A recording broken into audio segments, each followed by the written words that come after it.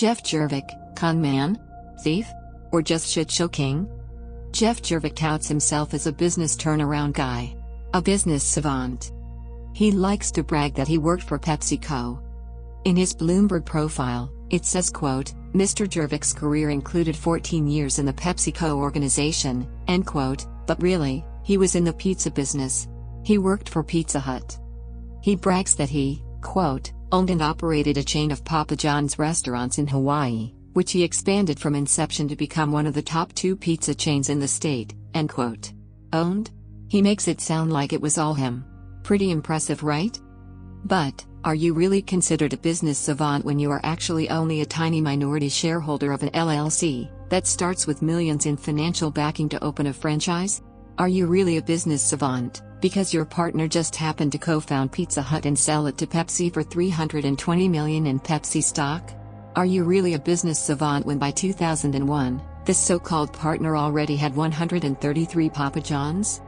He brags that he was a renegade swashbuckler in Hawaii and did not follow the Papa John franchise plan. Really?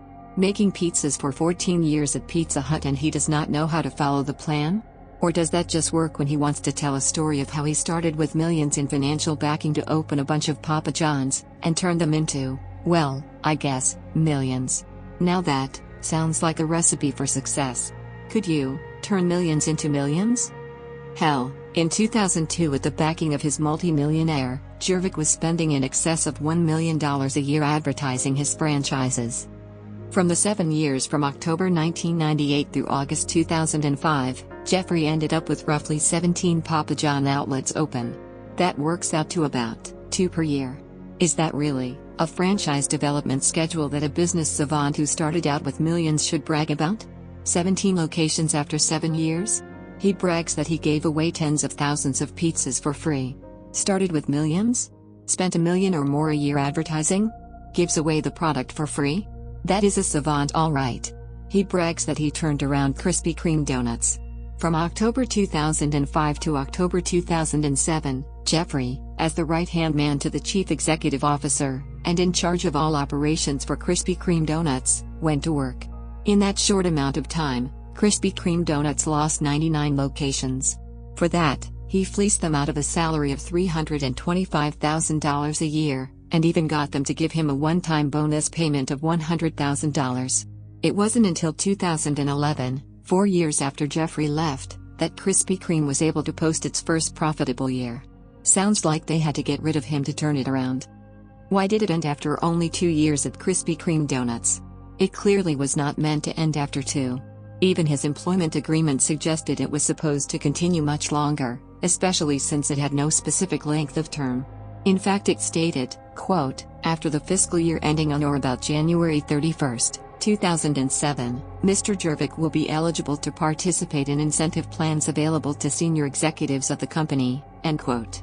And stating, quote, for the fiscal year ending on or about January 31, 2007, Mr. Jervik will receive a minimum bonus equal to 22.5% of his then current base salary, end quote. 22.5%? Or another $73,000+? However, the love affair had gone cold and the emperor was left with no clothes.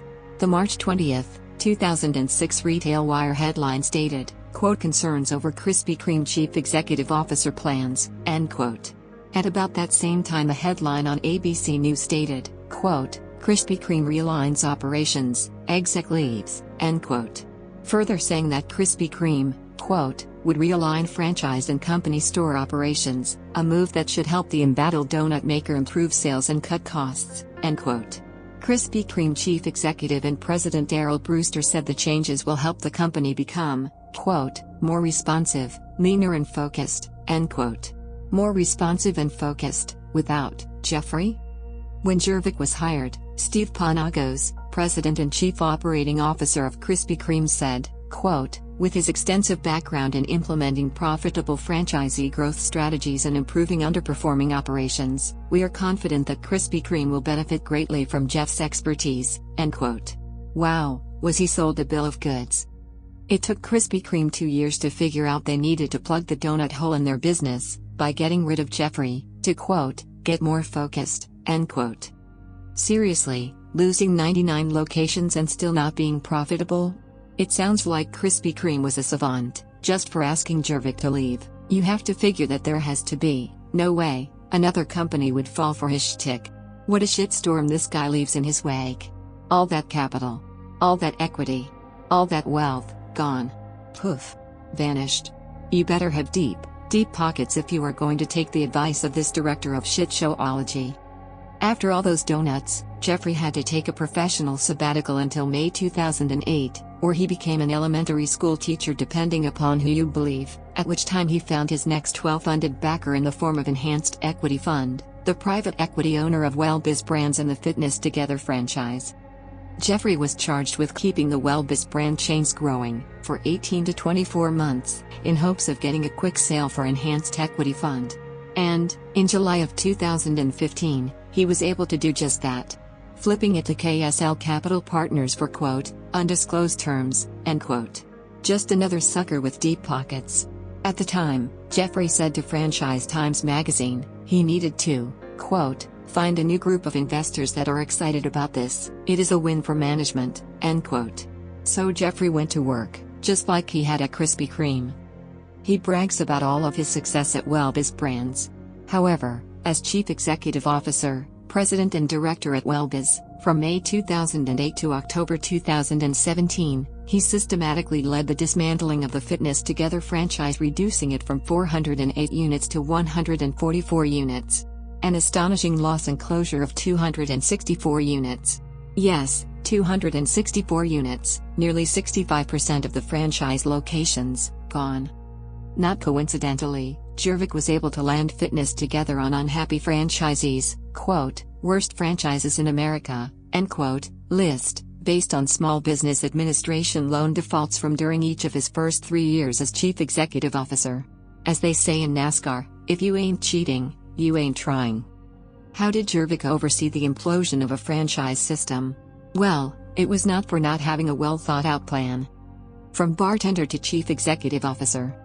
Club Solutions magazine, on September 1, 2009 wrote, quote, in his early 20s, Jervik was working as a fourth-generation bar owner in a small town in South Dakota where he was born, and probably never imagined that he would one day be at the helm of one of the fitness industry's largest franchise corporations, end quote. Suffice to say, neither did the Fitness Together franchisees. In the article, Jervik said, they were looking for someone, quote, I liked the idea of running a company, end quote. He hit the ground running. Quote, I spent the first 7 months traveling, visiting with area directors and the owners of more than 150 locations nationwide, so I could fully understand their most pressing concerns, end quote. This probably made Enhanced Equity Fund happy that they had the right guy for the project. Jervik's previous experience had taught him about the importance of letting franchisees know that their voices are being heard, so he conducted an extensive survey of all Fitness Together owners. Jervik even formed a leadership council of select franchisees. Jervik also said he brought about a cultural shift in the corporate office.